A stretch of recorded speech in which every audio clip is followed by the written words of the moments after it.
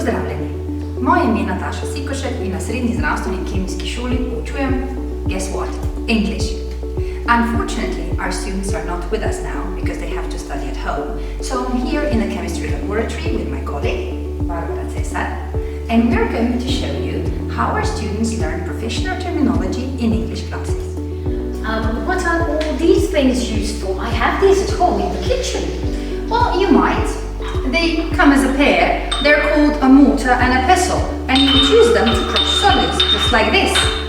What would I use if I had to measure an approximate volume of liquid?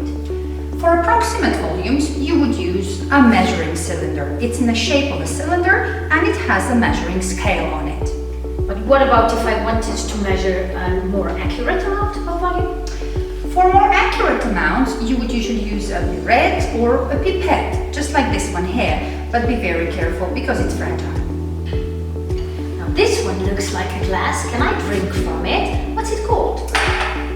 Well, it's not really intended for drinking. It's called a beaker. It's a very typical piece of glassware for a laboratory, which is used for holding liquids or just storing or stirring them. I have one just like this at home, but it's made of plastic, and I use it for pouring liquids into bottles. That's what it's typically used for. It's called a funnel, but it's also used for filtering. If you put a piece of filter paper inside it, you can use it to separate solids from liquids. Okay, and this one looks like a water jar. What's it called? What is it used for? Because of its shape, it's shaped as a cone, it's called a conical flask. It's used for storing, also measuring because of the scale, or mixing liquids. And also for heating. Now these look cute. I saw something similar in a hospital laboratory. What are these called? They're called test tubes. Very typical for a laboratory, especially when you have a smaller amount of liquid. But be careful, they topple over, so always put them inside a rack.